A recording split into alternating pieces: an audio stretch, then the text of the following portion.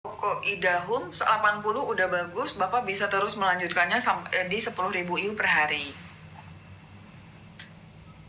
Dom, obat leaky gut, gastritis iya, GERD iya, obesitas tahap 1 33 tahun, obatnya apa dong? Kakak, ketika kakak memiliki keluhan gastritis, kakak punya keluhan gastritis ya, dan penyakit lain, berarti kakak harus mendahulukan gastritis kakak dulu. Ketika kakak punya gastritis dan penyakit lain, kakak dahulukan tuh gastritisnya dulu. Gastritis kan sensitif loh kakak, mau dikasih apapun mah gastritis tuh kadang-kadang mah suka sensitif.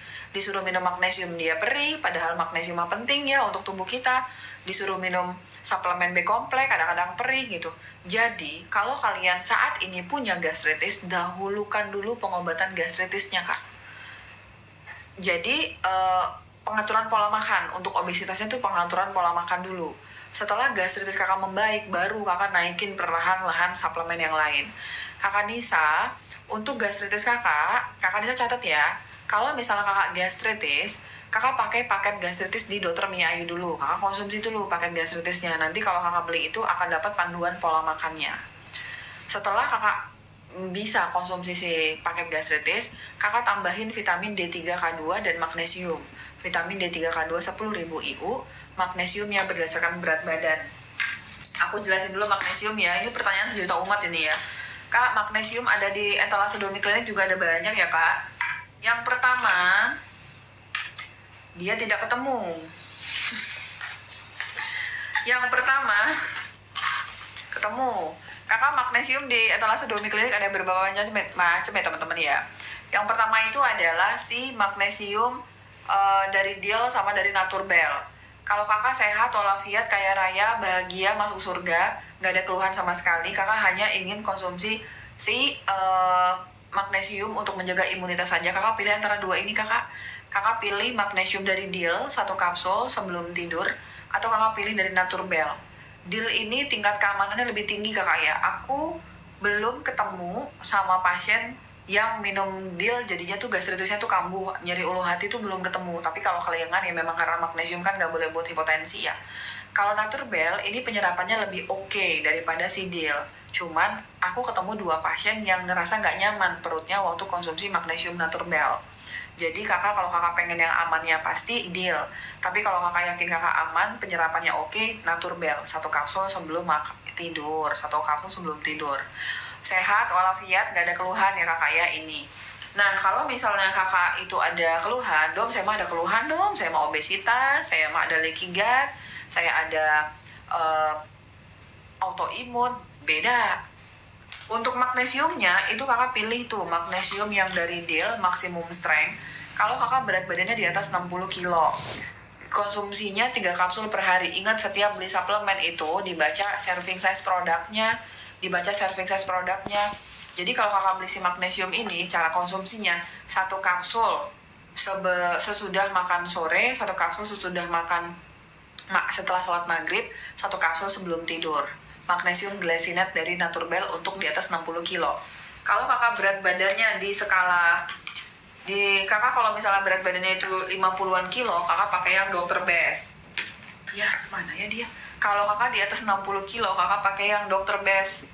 Tapi kalau misalnya kakak, aku cari nggak tahu dia di mana, kalau kakak berat badannya di 40-an kilo, kakak pakai si magnesium glycinate dari Solaray. Magnesium glycinate dari Solaray untuk 40-an kilo. Dom, saya ada diabetes dom, berat badan saya 40-an kilo, pakai yang Solaray 4 kapsul per hari. Kalau 60 kilo pakai yang si Deal. Udah ya kak. Nah kemudian kak, kalau misalnya kakak di sini ada masalah jantung dan sekitarnya, kakak pakainya magnesium taurat. Jantung dan sekitarnya pakai magnesium taurat kakak 3 kapsul per hari. Kalau misalnya kakak badannya sakit-sakit, kakak pakainya magnesium malate. Sendinya kram-kram, kakak ngerasa bangun tidur kebangun, kakak kaki saya di kram-kram, di keruak-keruak dong gitu, kakak pakainya magnesium malate 1 tablet sesudah makan pagi, siang, sama sore, sama aja ya kak, cuma beda brand aja. Nah kalau misalnya kakak ada masalah dengan sistem saraf pusat otak, kakak misalnya mengalami demensia, kakak insomnia, Alzheimer, ADHD, autism, epilepsi, stroke, pokoknya masalah yang di otak, kakak pakainya magnesium threonate. Untuk teman-teman yang anxiety, depresi, pakainya magnesium threonate.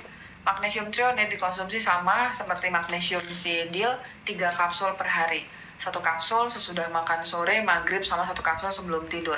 Magnesium threonate. Kalau masalah kakak lebih di batu ginjal dong, saya emang gak ada masalah dong, saya emang batu ginjal aja masalah saya dong, pakainya magnesium citrate. Magnesium citrat ini kakak konsumsi kalau kakak ada masalah batu ginjal, segala batu ginjal, infeksi saluran kencing, kakak konsumsi magnesium citrat. Magnesium citrat ini juga dapat membantu teman-teman yang sulit BAB. Jadi teman-teman yang sembelit, konsumsinya magnesium citrat. Tapi karena sifat citrat sifatnya asam, kakak nggak boleh atau konsumsi kalau kakak ada gastritis. Jadi disesuaikan lagi sama kondisi kakak ya kak. Baik, itu adalah magnesium yang ada di etalase Domiklinik dan di Dokter Mia Ayu. Dipersilakan untuk disesuaikan. Terus selanjutnya kakak yang bertanya tentang kakak Nisa, leaky gut. Kakak udah bener nih, paket gastritisnya udah kakak konsumsi. Kakak pakai vitamin D3, K2, magnesium. Kakak lakukan evaluasi seminggu sekali kondisi kakak. Saya masih perih dok, lanjutin dulu gastritisnya. Setelah kakak ngerasa yakin kakak nggak ada perut perih sama sekali, kakak tambahin suplemen untuk diabetes. Suplemen untuk diabetes yang pertama adalah si berberin. Kakak konsumsi 1 kapsul sebelum makan pagi dan sore. Kakak lakukan ini konsumsinya, kemudian kakak evaluasi ketika perut kakak tidak perih lagi, udah membaik perihnya, baru pelan-pelan kakak masukin cuka apel dan L-glutamin untuk memperbaiki kondisi leaky gut kakak. L-glutamin 1/4 sendok teh dicampur segelas air sebelum makan pagi dan sore. Gitu ya kakak. Jadi bertahap kakak Nisa ya, semoga bisa dipertimbangkan kak. Dok, beta-in HCl cuka apel apa bisa diselang-seling dengan lemon? Kakak Gio bisa-bisa aja kalau misalnya kakak sudah kutulis ulang dong. Enggak, kakak Cici coba teman-teman atau ya bantuin kakak Cici. Oh ini dia nih ketul baru. Kakak Gio, selama kakak tidak ada nyeri ulu hati mah nggak apa-apa. Kalau minum kalsitriol 0,5 apakah masih perlu D3K2 atau di stop? Kakak tidak perlu D3K2 tapi kakak Momiza masih perlu K2. K2 cari yang MK7 ya kakak ya, ada di etalase Dokter Mia atau Domiklinik. Jadi kakak beli tuh kalsitriol 0,5, kakak belinya K2 aja sama magnesium gitu. Kalau perut perih saat mau BAB apa itu gastritis? Bisa iya, bisa IBS. Tergantung kakak, ini belum spesifik. Kalau kakak cuman perut perih doang saat mau BAB, kemudian setelah BAB hilang, perut kakak perihnya juga hilang, kemudian kemungkinan cuman iritasi sementara aja kak, bukan gastritis. Tapi kalau gastritis itu ya mau BAB nggak BAB dia perutnya perih terus gitu kakak Cici. Kakak untuk menjaga kesehatan pencernaan kakak Cici, silakan pertimbangkan probiotik kakak. Probiotik 1 kapsul segera setelah makan, 1 kapsul sebelum tidur. Zinc carnosine 1 kapsul sebelum makan pagi dan sore. Ingat ya teman-teman, zinc itu juga ada banyak ya kak. Zinc itu ada banyak. Zinc yang untuk memperbaiki sistem pencernaan namanya zinc carnosine 1 kapsul sebelum makan pagi dan sore. Kakak Cici, apa dong masih di sini? Udah ditulis probiotik zinc carnosine sama L-glutamin untuk memperbaiki usus kakak. L-glutamin kakak setengah sendok teh dicampur segelas air sebelum makan pagi dan sore. Ibu aku pegal-pegal minum glycinate deal yang hijau, cocok. Pegal-pegalnya hilang, apa mesti ganti ke magnesium malate? Kakak kalau udah cocok ya nggak usah. Kakak kalau misalnya udah cocok, sebenarnya ganti nggak apa-apa sih kak. Cuman kalau kakak yakin ibu kakak nyeri ulu, nggak ada riwayat gastritis. Kadang-kadang teman-teman yang ada gastritis konsumsi magnesium malate itu nggak nyaman. Biasalah orang gastritis mah sensitif ya kayak anak gadis ya. Kalau kakak ibunya itu ada nyeri ulu hati riwayat mah nggak usah magnesium glycinate aja. Tapi kalau enggak, dari aku lebih powerful magnesium malate ya kak kalau untuk nyeri-nyeri sendi. Dok, vitamin D3 untuk gastritis yang mana dok? Nah, kalau vitamin D3 itu ada 2 kak. 1 Naturbell, 1 lagi Future Biotic. Bedanya apa? Yang hijau ini dia soft gel. Kalau soft gel itu penyerapannya lebih oke daripada yang bentuknya kapsul. Tapi ada kekurangannya. Kalau yang soft gel itu buat yang teman-teman alergi kacang itu kayaknya tuh kayak gak nyaman, kok perut saya kram, gak nyaman gitu di perut gitu, karena dia mengandung kacang kakak, dia mengandung turunan trinans. Jadi kalau kakak gak ada alergi kacang, kakak konsumsi ini Tapi kalau kakak ragu, saya ada nggak ya dom, udahlah nak, pakai yang kapsul aja. Ini lebih oke ya kakak ya, karena dia lebih aman gitu. Silahkan dipertimbangkan ya kak. Dok, hasil kolonoskopi saya colitis, cesium, dan hemoroid internal grade 1. Aduh, kakak Iyun, berat juga ini ya.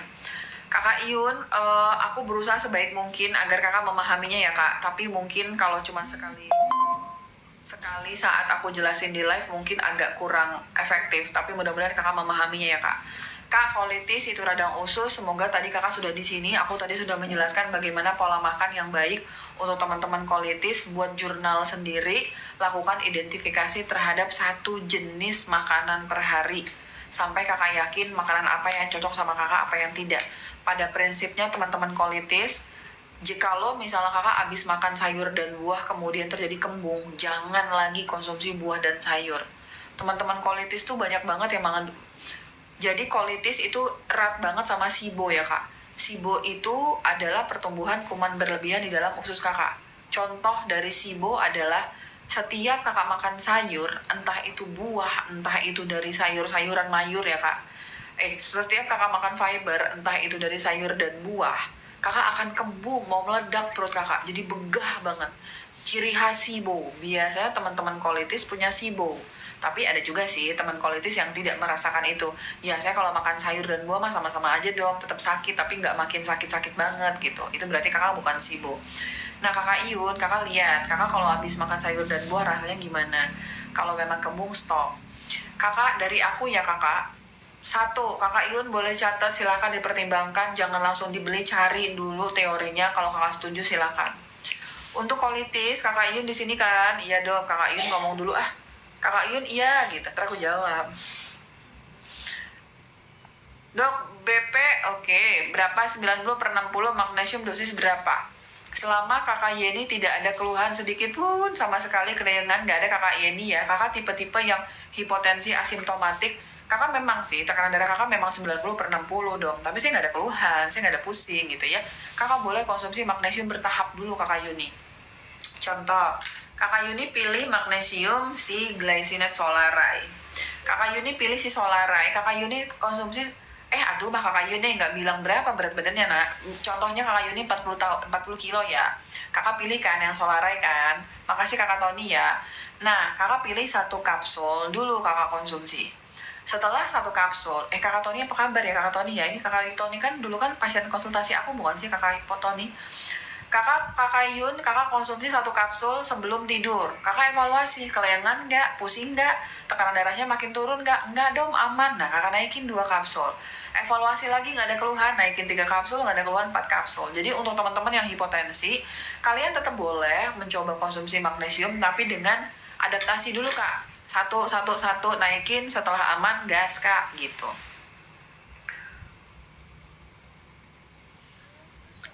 Dom, pengobatan untuk LPR. Oke kakak Kokonut, terima kasih Dom, sama-sama. Assalamualaikum dok. Nah ini kakak Tony ada lagi. Kakak Iyun, oke. Kakak Kokonut, abis ini aku akan balas ya kakak Tony, makasih ya. Oke, teman-teman silahkan kalau misalnya ingin dicatat, aku akan menjelaskan, mungkin mudah-mudahan bisa membantu ya kakak. Aku tidak bisa menjamin 100% kakak akan sembuh, tapi mudah-mudahan harapan aku bisa dipertimbangkan dan membantu kakak ya. Untuk suplemen colitis adalah satu. Kenapa aku tidak berani menjamin? Karena tuh aku punya pasien kak, dia colitis, ibu-ibu usia 42 tahun. Hampir semua suplemen itu alergi. Gak bisa konsumsi aloe vera, gak bisa konsumsi licorice, gak bisa konsumsi apa tuh kak yang menurut aku tuh harusnya bisa almond gitu. Hampir semua oat itu gak bisa konsumsi itu ada tuh. Jadi itu tuh aku juga bingung, aduh kenapa ini ya gak bisa konsumsi terus ya gitu. Diajak konsumsi vitamin D3 perutnya sakit, padahal cuma 1000. Diajak konsumsi magnesium gak nyaman, B kompleks gak bisa gitu. Bener-bener kayak udah semuanya itu tuh gak bisa gitu. Itu udah colitis 10 tahun gak sembuh-sembuh. Akhirnya fungsi tubuhnya tuh udah peradangan di mana-mana gitu. Jadi tuh akhirnya aku cuma memberikan omega 3 fish oil, aku memberikan probiotik. Itu juga waktu konsumsi probiotik tuh banyak banget yang dites, ini gak cocok, ini gak cocok gitu. Akhirnya tuh cuma probiotik, butyrate sama omega 3 fish oil saja. Jadi kakak, colitis itu beda-beda ya kakak ya, tergantung dari tingkat toleransi tubuh kakak. Tapi kalau kakak mau coba, silahkan ya kakak ya. Satu, colitis adalah pakai zinc carnosine. Zinc carnosine, ingat aku beberapa kali bilang, mungkin ada teman-teman yang gak cocok sama zinc carnosine, tapi ada yang cocok. Jadi kakak silahkan untuk cari tahu kakak cocok atau tidak ya teman-teman. Jadi tuh zinc carnosine ini aku bolehkan kakak membeli hanya paket Serinjer di 30 kapsul. Ini kan isinya kan 120. Jadi aku memperbolehkan kakak untuk kakak ngetes dulu kakak cocok atau tidak gitu. Nah ini vitamin B kompleks kok nggak nyaman di lambung. Iya kak, aku pernah beberapa kali bilang vitamin B kompleks itu ada B1 sama B12-nya. B1 sama B12 itu bisa mengoptimalkan pH lambung. Jadi teman-teman gastritis memang ada yang nggak cocok sama si B kompleks. Kalau nggak cocok, ini kak lepasin kak. Oke, kemudian kak, kakak konsumsi zinc carnosine. Zinc carnosine kakak ion 1 kapsul sebelum makan pagi dan sore. Zinc carnosine. Terus kakak, probiotik dari aku, probiotiknya Lactobacillus reuteri. 1 kapsul segera setelah makan pagi dan 1 kapsul 1 jam sebelum tidur. Probiotik Lactobacillus reuteri. Terus kak, selanjutnya L-glutamin.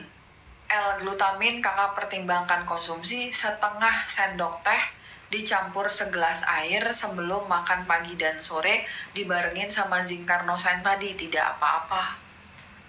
Terus kakak lihat ada CMB, itu kalsium magnesium butyrate. Itu aku rekomendasikan untuk teman-teman yang colitis 1 kapsul sesudah makan pagi dan sore. Namanya CMB ya kak, kalsium magnesium butyrate. 1 kapsul sesudah makan pagi dan sore untuk teman-teman yang colitis. Udah, vitamin D3K2 di 10.000 IU, magnesium sesuai dengan berat badan yang aku tadi sampaikan. Kalau kakak ada nyeri ulu hati, perut perih, tertusuk, terbakar, kakak tambahin mastic gum. Mastic gum 1 kapsul sebelum makan pagi dan sore. Itu dulu yang kakak konsumsi. Kakak benar-benar cari tahu kakak cocok atau tidak. Kalau misalnya kakak sudah mencoba untuk konsumsi suplementasi, wajib perbaiki pola makan. Suplementasi tanpa pola makan adalah hal yang sia-sia. Untuk kakak yang colitis, coba pertimbangkan konsumsi diet, FODMAP diet. Kalau tidak berhasil, jangan makan sayur sama sekali dan buah.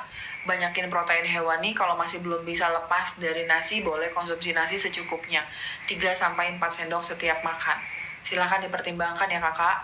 Kemudian kakak buat sendiri namanya collagen bone broth. Collagen bone broth bagus banget tuh untuk teman-teman yang colitis. Banyak banget resepnya, kakak buat pakai ceker ayam boleh. Collagen bone broth kakak konsumsi 100 mili sampai 150 mili sesudah makan atau diantara waktu makan. Kalau kakak ngerasa repot banget dong buat collagen bone broth di rumah, kakak bisa beli suplemen collagen bone broth sendiri, dikonsumsi 4 kapsul per hari. Silakan dipertimbangkan kakak ya. Next, kakak coconut. Kakak coconut masih di sini ya? Masih. Terapi LPR. LPR itu apa sih kak? LPR itu asam lambung naiklah ke tenggorokan kakak. Kalau asam lambung naik ke kerongkongan namanya GERD. Kalau asam lambung naiknya sampai ke tenggorokan namanya LPR. Karena pada dasarnya mereka sama-sama asam lambung yang naik ke arah keluar dari lambung kakak, terapinya sama. LPR, GERD itu terapinya tuh sama aja kak. LPR dan GERD terapinya tuh sama. Apa dong? Mengembalikan pH lambung kembali normal. 3 tahap pengobatan LPR dan GERD apa kak? 1.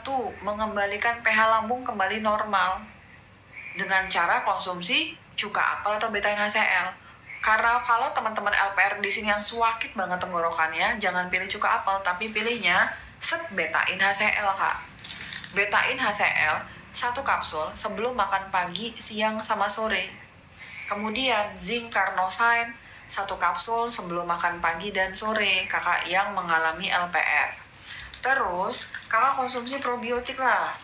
Masa LPR nggak konsumsi probiotik? Konsumsi probiotik 1 kapsul segera setelah makan pagi, 1 kapsul 1 jam sebelum tidur. Terus kak, tambahannya enzim enzim 1 kapsul saat makan pagi dan 1 kapsul saat makan sore. Vitamin pertama mengembalikan pH lambung kembali normal dengan cara konsumsi beta-NaCl. Yang kedua, memperbaiki nutrisi yang hilang selama kakak sakit LPR dengan cara konsumsi vitamin D3K2, magnesium, dan probiotik. Yang ketiga adalah memperhatikan kesehatan lambung dan usus kakak dengan cara menjaga pola makan dan suplemen yang memang dapat memperbaiki peradangan. Silahkan dipertimbangkan kakak Koko ya, mudah-mudahan ada manfaatnya. Dok, minum suplemen harus terus-menerus, kalau berhenti konsumsi apa akan sakit lagi? Oh tentu. Kakak pun ini aku akan jawab agak detail biar kakak terbayang ya kak. Kalau modalitas kakak sehat walafiat, aku boleh kasih contoh aku nggak ya kak? Punten ya kak ya, bukannya ria ya kak ya. Tapi mudah-mudahan aku mah dikasih izin sama Allah buat sehat gitu ya teman-teman ya. Aku kalau misalnya nggak pernah sih, tapi pernah sih waktu aku lagi liburan itu aku nggak konsumsi vitamin D3K2 selama beberapa hari karena habis, maunya bingung, mau beli bingung, terus mau pesen itu juga susah karena liburannya itu di tempat yang terpencil gitu ya kakak. Terus aku nggak konsumsi gitu. Ya kayak tidak ada terjadi perubahan apa-apa gitu, kayak ya udah biasa aja gitu.